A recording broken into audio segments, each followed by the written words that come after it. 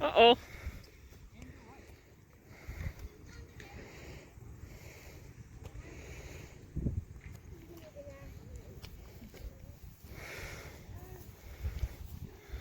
Baggies you have to carry, gunpowder in the bottle.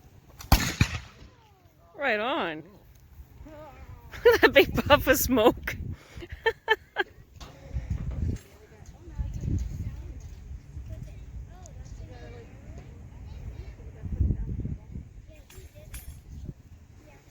That's how they start, eh? Wow. Here to have fun.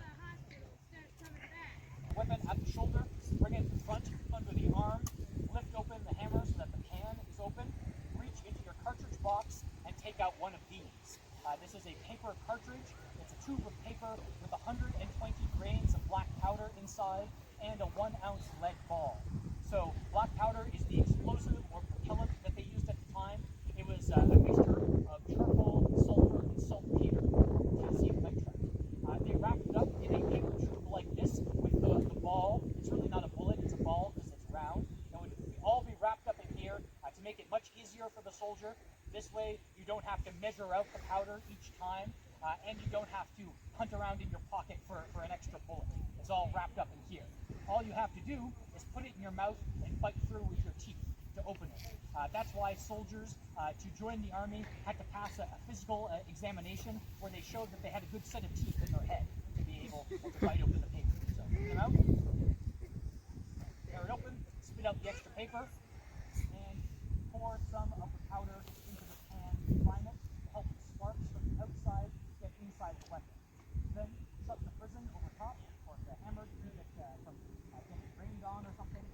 Put it on the ground and pour the rest of the charge down the barrel. Now, to make it stick down there, you need to take out the rammer from the pipes beneath the barrel and throw the rammer down. Give it a couple of good taps so that everything's seated in there. You'll notice I put the paper in there as well, so the paper will act as a seal and keep the powder all compacted together so that it goes off with the bang. Then bring the weapon to the shoulder, but before you do, you have to give it a tap with your hand. The manual of arms told the soldiers that they had to tap the rammer with their hand to make sure that it was in the pipes and not still down the barrel, because apparently in battle, many soldiers got carried away and fired too soon when the rammer was still down the barrel and shot it off towards the enemy. And then they weren't much good for the rest of the battle. So make sure the rammer's in its right place and you're ready to fire one shot. Now, the soldiers at this time went into battle in a formation, usually a line, 2 or 3 ranks of men deep, so that everyone could point their musket in the same direction and fire all at once on the word of command. It may seem a bit silly to us that they stood together in a tight group, often very close to the enemy, at least for our liking, but it was for a good reason. Because the musket didn't always work when you wanted it to, it made sense to stick together and basically to put as many soldiers as possible in a small area and have them fire all of their muskets at once. That way, even if some of the muskets didn't go off or some of the soldiers missed their target, someone was going to hit someone. So that's how both sides fought in the War of 1812. Okay, I promise, I'm going to stop talking and show you. So the word of command is make ready, bring the musket in front, present, and fire. Blam. Okay, no black that time. So Must be wet. A 30% misfire rate. That's normal on a good day. That's why we packed all the men together. And here we go again.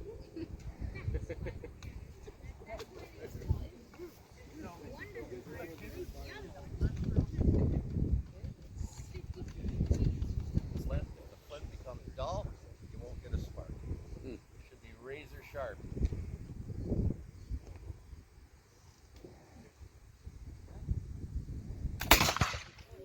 All right.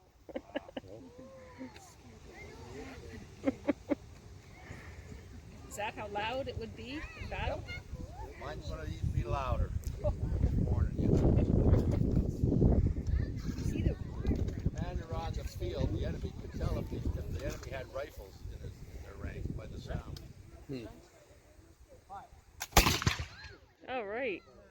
Soldiers have hearing problems.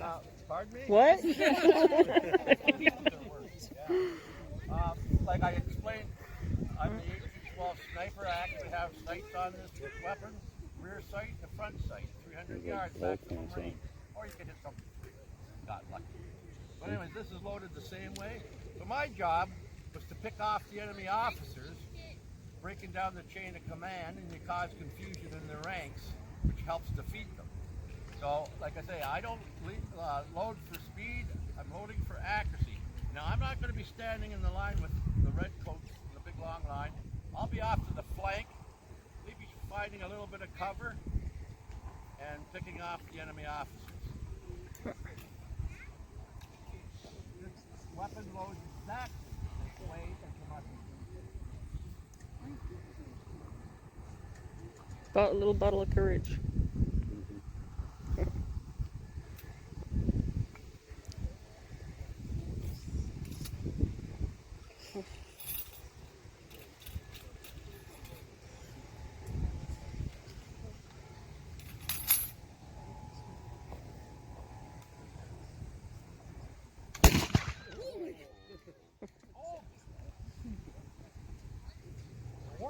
I like the smell of gunpowder. Hey? I like the smell of gunpowder.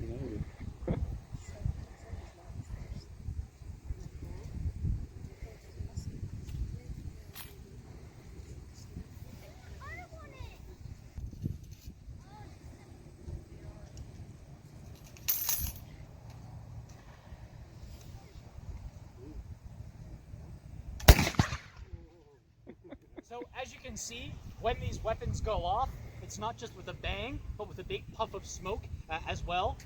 That kind of explains why they didn't put much value in camouflage. Sure, you could hide yourself until you fired the first shot, then everyone could see you from a mile away. And actually, if you had hundreds or thousands of soldiers on the battlefield, all firing at once, it would create huge clouds of thick white smoke close to the ground that would make it very difficult to see any distance in front of you.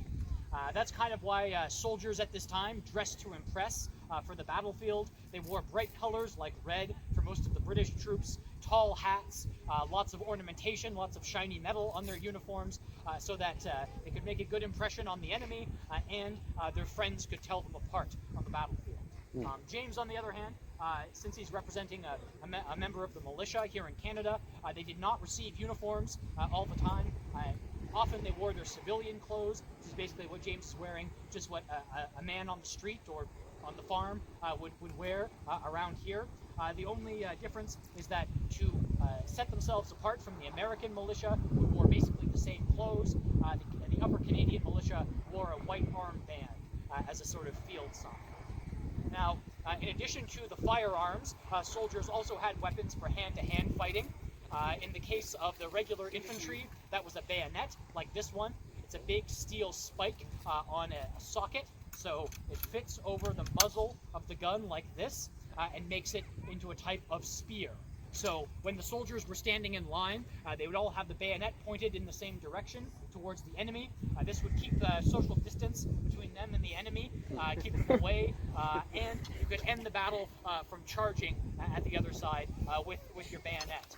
In fact, some British commanders believed that the bayonet was a better weapon than the musket, and in some battles, when the British wanted to surprise their enemies at nighttime, the soldiers were ordered to take out the flints so they couldn't fire their weapons at all.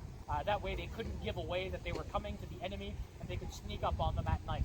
It worked at Fort Niagara, but sometimes it didn't work. James, is that anything else for us? Okay, I have my hand-to-hand combat weapons.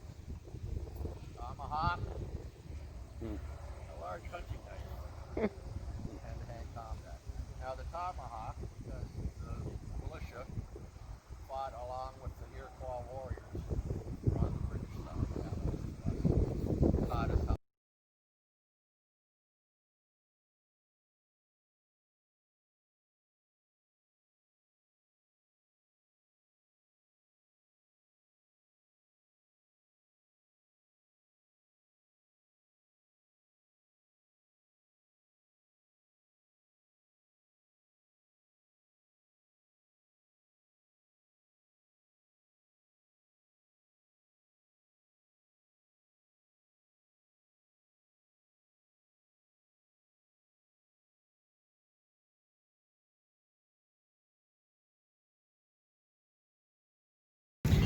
This is the Memphis broccoli salad. No, Memphis broccoli smokehouse something. I don't know. It's smoky broccoli. Sour cherry ale. Salt and vinegar fries, which taste better than any salt and vinegar fries you've ever had.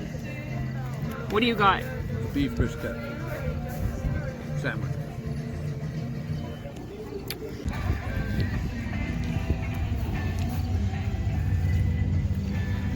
You know what we can do next time?